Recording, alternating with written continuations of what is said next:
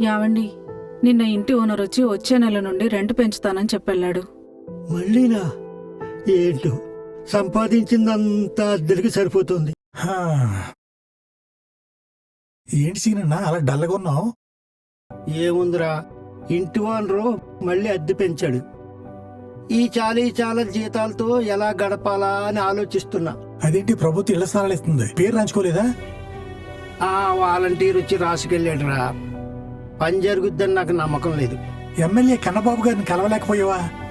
రాజకీయంగా వేరే పార్టీ కోసం పనిచేశానురా. ఇప్పుడు వాళ్ళు గెలిచారని నా అవసరం కోసం వెళ్తే పట్టించుకోరేమోరా. కన్నబాబు గారు అలాంటి పని చేయరు. కన్నబాబు గారి నుంచి నాకు బాగా తెలుసు. రేపు 10 మా ఇంటికి రా, మన ఇద్దరు కన్నబాబు గారి ఇంటికి వెళ్దాం. నీ పని అయిపోయినట్టే. మన పని చేస్తారంటవా? నీకు విషయం చెప్పనా? కర్ణుడి దగ్గరికి వెళ్ళినోళ్ళు ఒట్టి చీరలతో తిరిగి వచ్చింది లేదు. అవసరం కోసం ఈ గుమ్మం తొక్కిన వాళ్ళు నిరాశ పడింది లేదు. నీ పని అయిపోయినట్టే. నువ్వు నిశ్చింతగా ఉండు. హలో, నేను వాలంటీర్ మాట్లాడుతున్నాను. మీకు ఇల్లు మంజూరైంది.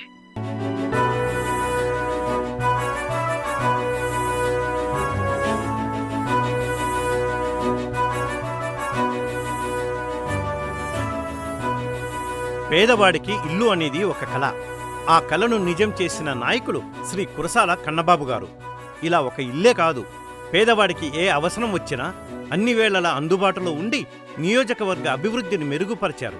ఇలా ఎంతోమంది పేదల కళ్ళల్లో ఆనందాన్ని నింపిన ముఖ్యమంత్రి శ్రీ జగన్మోహన్ రెడ్డి గారిని, శ్రీ కురసాల కన్నబాబు గారిని మళ్ళీ గెలిపించుకుందాం. గుర్తుంది కదా?